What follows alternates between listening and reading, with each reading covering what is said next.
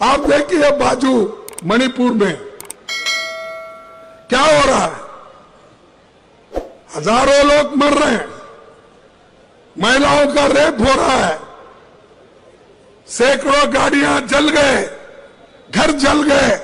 कहां है मोदी जी, कहां है बीजेपी? यहां सिर्फ हमको दिखाने के लिए वहां यहां ऐसा फिरते हो। जाके अपनी सूरत बताओ मणिपुर में, जाके बताओ नागालैंड में, तब आपको मालूम होगा।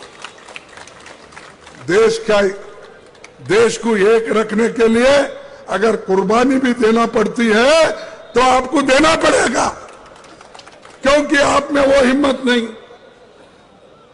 जब इंदिरा गांधी जी को कहा गया,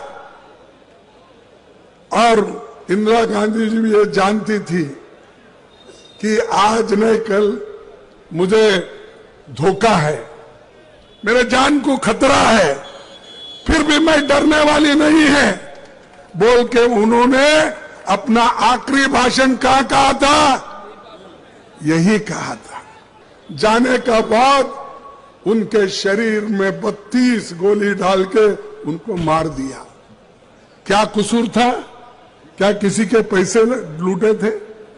क्या किसी का माइन लूटा था? क्या किसी की संपत्ति हड़प की थी? उन्होंने देश को एक रखना चाहते थे, लेकिन ये लोगों ने मार दिया। राजीव गांधी यही चाहते थे, जैसा मां देश को एक रखना चाहती है वैसा ही हम भी करेंगे। तब उन्होंने भी जब मद्रास में, चेन्नई में गए, श्रीपेरुम्बदूर में जब मीटिंग हो रही थी, तब एक महिला ने सीढ़ियों पे ठहर के स्वागत करते वक्त वो महिला अपने कमर पे मानो बम बनाकर लेकर बांध के लेके गई थी, और वो हार डालते डालते उनके गले में बम स्फोट हुआ और राजीव जी के देह का, शरीर का टुकड़े टुकड़े टुकड़े हो गए। उनका सूरत भी कोई पहचानता नहीं था, उनका शरीर के हर एक भाग अलग अलग हो गए थे। वो किसके लिए उन्होंने किया? वो देश के लिए किया कि अपने लिए किया? बोलिए आप। फिर ये पटनायक को समझ में नहीं आता, ये आरएसएस को समझ में नहीं आता, ये बीजेपी को समझ में नहीं आता। ऐसे लोग हमारे देश के लिए जान दिए।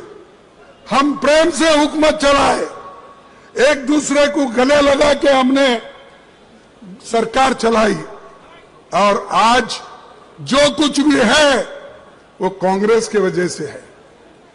शिक्षा, दवाखाने, स्टील फैक्ट्रीज, पूरे देश में कुछ ना कुछ अगर दिखता है वो कांग्रेस का दिखता है।